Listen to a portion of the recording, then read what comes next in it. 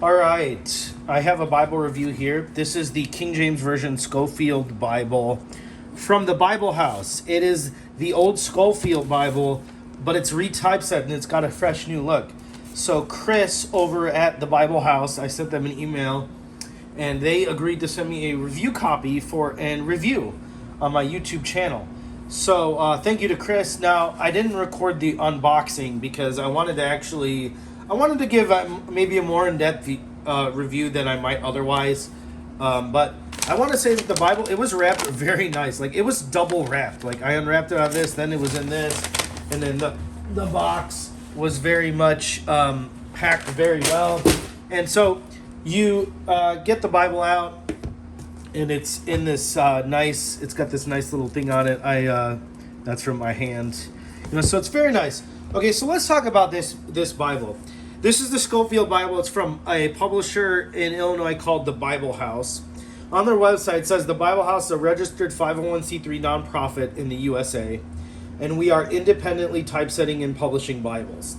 And they go on to say, gifts and Bible sales support the production, and many Bibles are sold just at the cost of production, while others are used to support continuing projects. So I don't know a whole lot about them theologically or anything like that, but I guess they're retypesetting Bibles. They have a Nepali King James parallel, I think they print. Some other things that I was looking on their website. Okay, so let's talk about this Bible. So, first of all, and I'll probably talk a little bit more about this. It comes in this wrapper. So this is a genuine leather edition. This is the construction is a paste down, which the construction is done, if you look here, it's printed and mounted in the Netherlands by Royal Youngblood, which they have a very good reputation. Schuyler Bibles, I believe, uses them, and that's a good company. Okay, those are good people, Youngblood over there. Okay, now the first thing I want to point out, I'm going to talk about the cover, is the construction is. This is what's called a simple paste down liner. This is just a piece of paper that's connected to the thing. Contrast that to, here's the Church Bible Publishers. This is what's called edge line. This is actually a flap of leather, probably coming over from this side. And this is definitely long-term more durable. The problem with constructions like this is, even though they're more durable, sometimes they don't lay flat. This particular one does. It's very used, very broken in. But this is a simple paste down. Cambridge Bibles, they have things like that. It's, in some ways I actually prefer this. I have another Bible that I read from, and it's a edge line, and it doesn't lay flat, and it literally drives me nuts. And yes, it's going to last longer, but it just drives me nuts, okay? The leather is a cowhide. It feels like it might be a calfskin. I don't know exactly what it is. It's definitely not like, for example, I have a genuine leather Bible here of the Defined King James Bible. This leather feels like latexy, almost like plasticky. It almost feels like bonded leather. This is definitely a cheap, genuine leather cover. Okay, this does not feel like this. Now, does it feel like the greatest cowhide or whatever that I've ever put my fingers on? But it's definitely, you could tell, it feels like real leather. Okay, it's not crazy soft, but it is definitely better than something like this. Or if you have like one of the Oxford, like the old Scofield King James genuine leather, this is definitely better than that. Okay, another interesting thing that I noticed was that the ribbons are not like your traditional ribbons. So your traditional ribbons are kind of these ones, and this one they're almost like thread-like or rope-like. I think the Trinitarian Bible Society uses these ribbons like in their Greek TR or some of their Bibles. But yeah, it's interesting. I don't know if these are better or worse. I haven't really they're ribbons. I don't know. I don't really, whatever. Okay, so let's talk about the Scofield Bible, okay?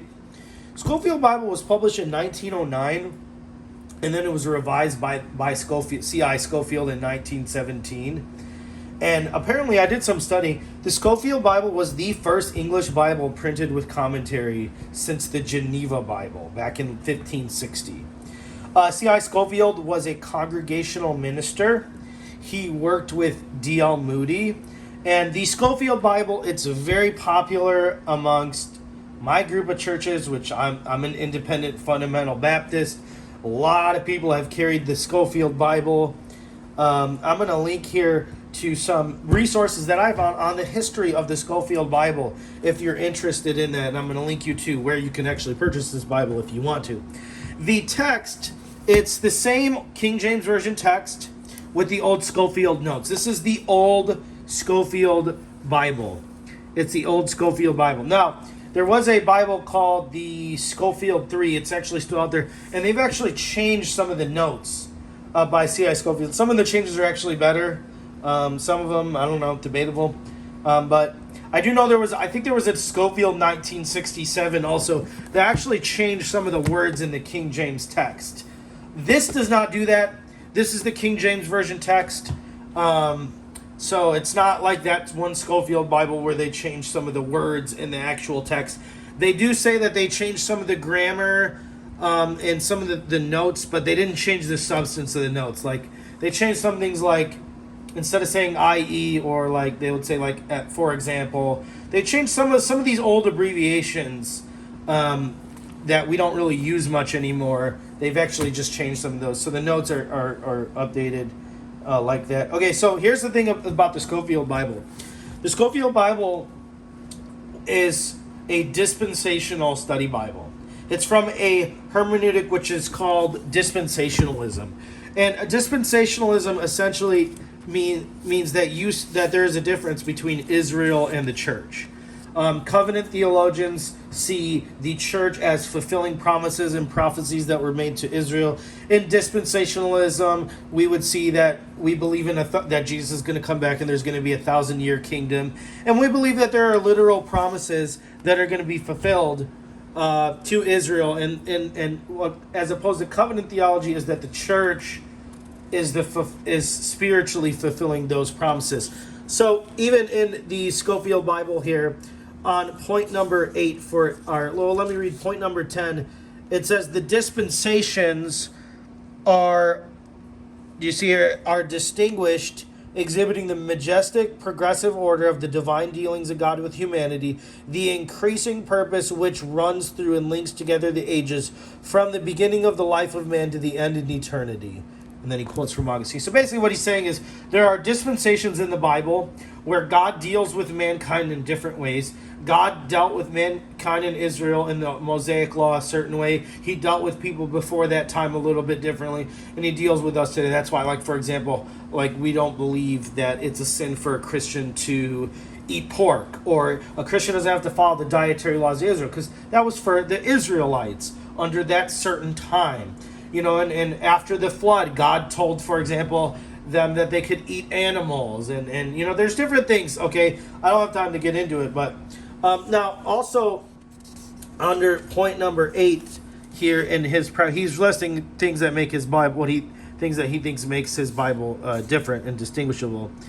It says that the remarkable results of the modern study of the prophets in recovering to the church not only a clear and coherent harmony of the predictive portions, but also great treasures of ethical truth are indicated in the expository notes.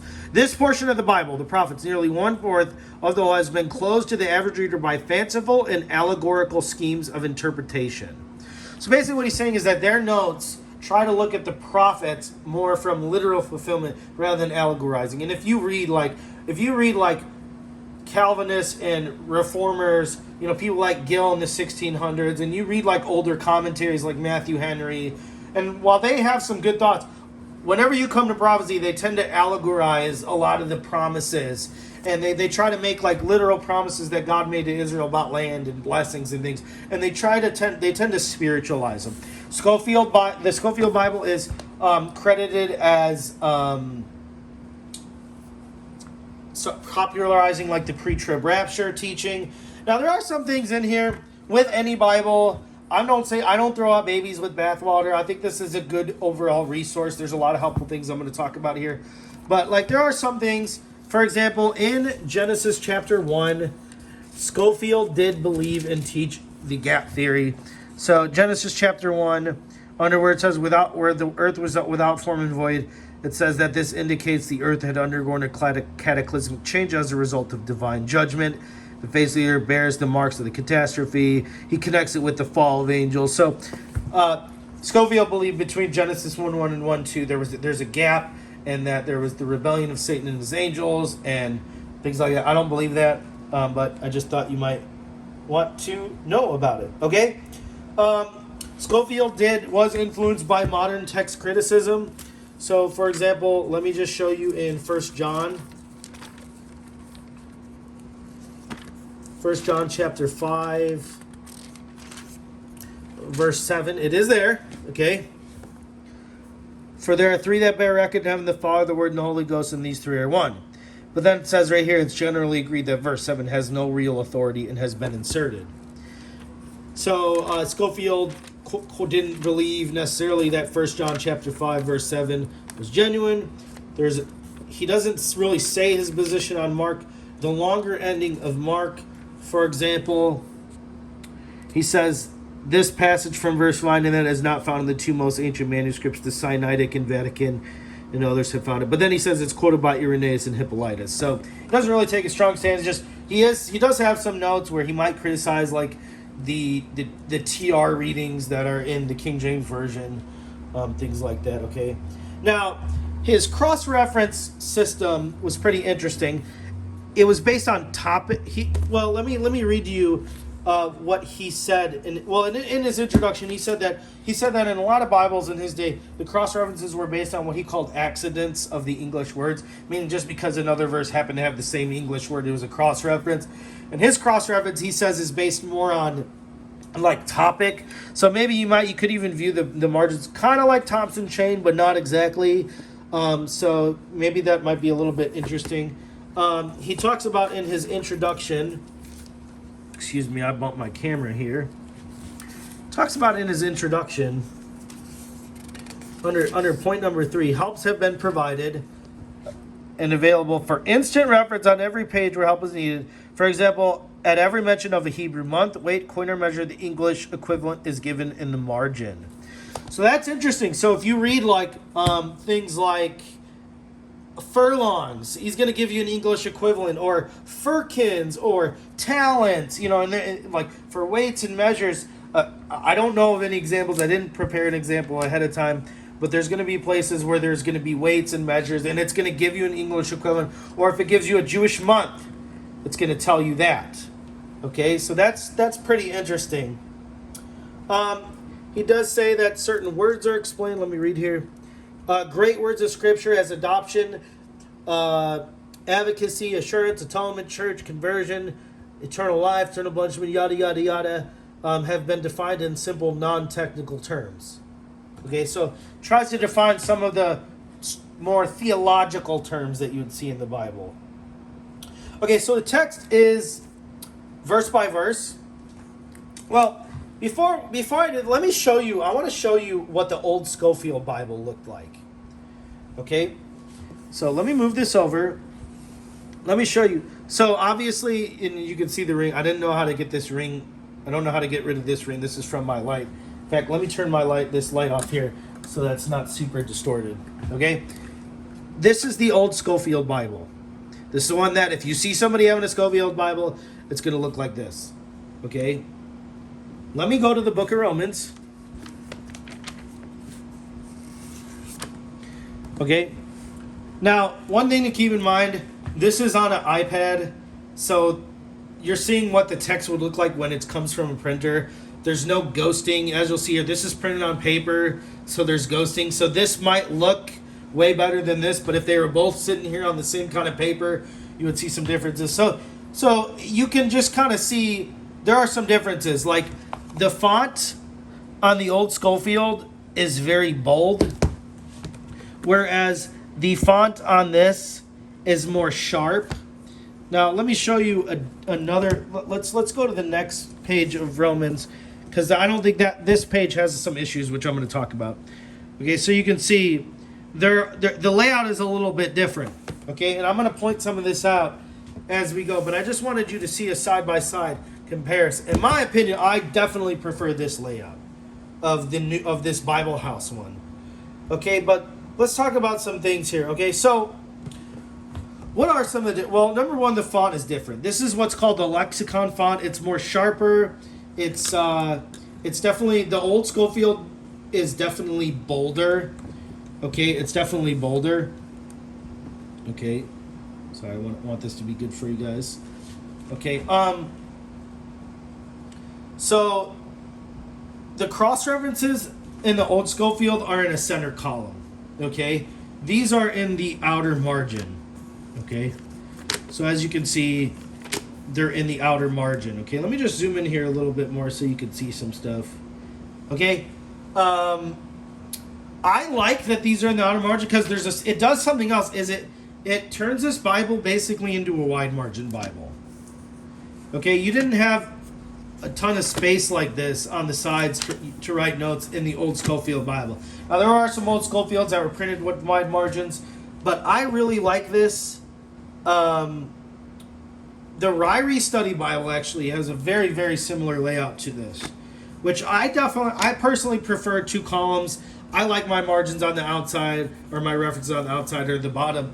I don't like having a center column. I just don't like it. I never really have liked it. I don't really care for it. Okay, so there are cross references which are based on topics. Okay, and they have these little letters here, and then they're in the margins. So see how "Be the Lord is slow to anger," and then it has these things as the references. Okay, there are book introductions. So let's go back to the book of Romans. There's an introduction here. And actually, there's a whole introduction to the Pauline epistles. Let's go to the Gospel of Luke and look at the Luke introduction. Okay, so you can see there's introductory notes. These introductions are very helpful. So just so you could see that. Okay. There are study notes at the bottom. Okay. And the study notes are keyed to you by... There's little numbers. I can't find this one. There it is. Number 1. That'd be down for this note. Okay, so there's that. Let's see. There are section headings. So there are these little sections.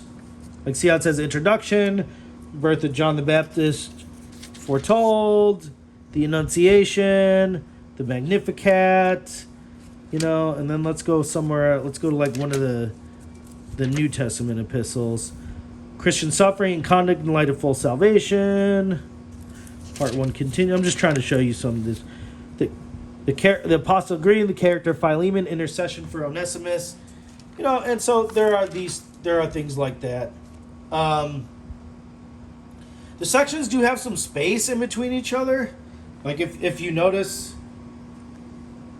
like, so see how that section ends and then there's that space. I kind of like that. It almost is like, makes like mini paragraphs. Obviously not paragraph format, which by the way, I wish this was a paragraph format. There are so many King James Version editions, and the overwhelming number of them are definitely verse by verse. And that's a shame. I like paragraph. Anyway, well, another thing is, so especially like in the Old Testament, do you see how there are dates? There's dates in the margin.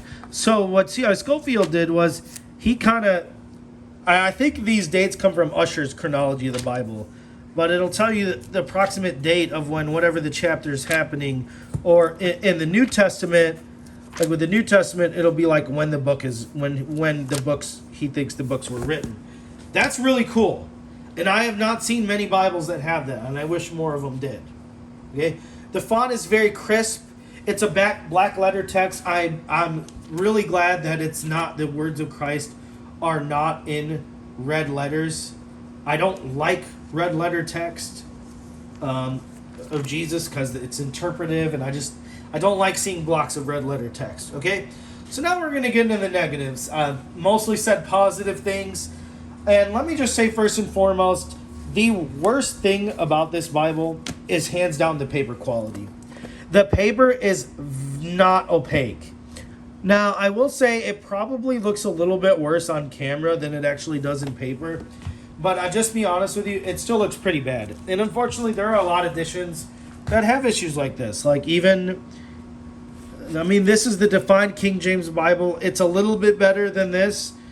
This also has a problem because it's not line matched. So maybe it would be fair to compare like something like this. So you see how there's just ghosting. Like you can see words on the other side. Now, this isn't always true. Like when you have a better paper, like this is the local church Bible. Notice how you cannot see almost any ghosting on this. This is an older printed Bible. It's printed on better paper. But you know, paper quality's really gotten bad over the years when it comes to Bible qualities and things like that. Okay, let me just get this back in here. Okay. So the paper quality is really, it's not good. I think it's 28 GSM. Like if this was like 36 GSM, I'm just zooming in to show you, it would definitely be, like this definitely wouldn't look as bad. So that's the other problem. The other problem is the line matching. Line matching is not good. So line matching is where they line up the lines on both sides of the page. Like if you look at this page happens to be line matched. And notice how it doesn't, the reason why this looks so bad is because the text on the other side of this page down here is not line matched. This is something they definitely should have paid attention to. If you're going to do thinner paper like 28 GSM paper in Bible study, you have got to make sure it's all line matched. It shouldn't even be optional. Now, I think it should be line matched, and I prefer 36 GSM paper. I believe this is some kind of Indopaque 28 GSM paper, and a lot of publishers are going towards thinner paper. It's a bad trend. I don't like it. Some publishers and people say, well, you're not really losing that much opacity, and it's not that noticeable. For me, it's extremely noticeable. I love Bibles and things like that. I can definitely tell when a paper is 36 GSM versus 28 GSM, and it's usually very obvious to me. Okay? So now I was recently at the Museum of the Bible and the Bible Craftsmanship Conference for the launching of the Society of Bible Craftsmanship. So I'm very interested in Bible design and typography. And so I would recommend with this Bible, it's a shame that they didn't use any color anywhere. So like these section headings could be in like a darker red. The chapter number could be red. The verse numbers could be red. The little footnote indicators, like the letters could have been red with these letters in red. Not the words, but just the indicators, the little subscripts. You know, or like the one here could be in red. And then I don't know where the one is. Okay, right there. Like this one, this could be red, right? This AD 60 thing could be red. The book title could be red. And if you did that, it would be amazing. Color would really make amazing. Now, I don't recommend the CSB, and I'm not here to recommend other Bible translations. But just for example, like go and Google and look up a review, of the CSB Holman wide margin handcrafted Bible. And you look at the layout and like the verse numbers are in color, and it looks absolutely incredible. Or go look at like the New King James Version Thomas Nelson Premier Collection, single column. If you go and you look at that Bible, for example, I read a lot of Bible reviews. I'm very interested in Bible design and typography. Okay, but like if you look at that one, like it'll have the subscripts that are in color. And I'm telling you, it looks amazing. I wish, if you're going to retypeset a Bible like the old Scofield or any Bible today, publishers, I wish they would start using better paper and color. Color makes a Bible look amazing. I don't have it anymore. I used to have a King James Study Bible from Zondervan. From Thomas Nelson, and it was amazing. Like the center column was colored, there was lots of color used, and it really made the Bible more aesthetically pleasing and beautiful to look at. Okay, so a lot of people don't care about this stuff. I'm doing a Bible review, and I'm a connoisseur when it comes to design, and so I wanted to talk about it. Okay, so just to overall summarize, I would say that this cover is definitely above average it's definitely better than most of the old Scofield Bibles that you're going to see, especially the ones that were printed and bound by Oxford. This is definitely, it's not what I would call a plasticky or bonded leather feeling genuine leather. It's definitely a real leather. The construction, it was constructed by Royal Youngblood. They have a good reputation. To me, it's just a simple paste down liner. Because it's not edge line, eventually this would split, but whatever. I mean, I would say the layout and font of this is way, way, way better, in my opinion, than the old Scofield Bible. That old Scofield with the center column and doesn't have the space in the outside. And this font is definitely more crisp for me. I like fonts like this. I prefer them. I don't know, but sometimes I like bold fonts too. But I definitely think this is way better. It would be even better if it had color. And then I would just say overall, the paper quality is bad. Now I have a friend who, when I even point out the paper quality and ghosting, like, he doesn't even notice it. There's a lot of people out here, you would never even notice that if I didn't say anything. But as a Bible, like, if I was looking at a Bible review, the number one thing I'm concerned with, like, if I'm buying a Bible, is the paper quality and is it line matched and how does it look. Because, like, just for me, I find lack of line matching distracting. But even in this edition, it's really not bad. It's just on the pages where there's no line matching. Like, if you look at most of these pages, the ghosting is really not that bad. But then it's when you get to a page like right here with Romans, you see all that, like, the noise underneath. That's the thing. So anyway, if you have a Scofield Bible that's falling apart and you want one with what I think is a better layout, this is it. If you enjoy the Scofield Bible, I would say if I was going to use a Scofield Bible, this is probably the one that I would pick up and use. I would not be happy about the paper quality, but I would get over it because, I mean, it's a wide margin Bible. And it's like, I have seen, there are some Scofield wide margins. They're definitely going to be bigger than this because they don't have the margins on the outside like this. This is kind of serving a dual purpose. It's got references and margins. So that's my review of the Bible House King James Version, Old Scofield in a new, fresh look. If you like the channel or if you like this content, like and subscribe. I do all things relating to talking about the Bible, giving short gospel messages from the Bible, doing Bible reviews, talking about Bible software, all sorts of things. Anything and everything relating to the Bible and Christianity, I will put videos up on my YouTube channel. So, longer review. Wanted to give it a good solid review. I believe this is the first and only review right now as of this day, I'm not even going to try to remember what the month is. Okay, I got a lot on my mind. But anyway, this is the first review of the Bible House Scofield Bible. I'm going to put links in the description to where you can purchase this and some other resources that you might be interested in. Thank you so much, and have a wonderful day.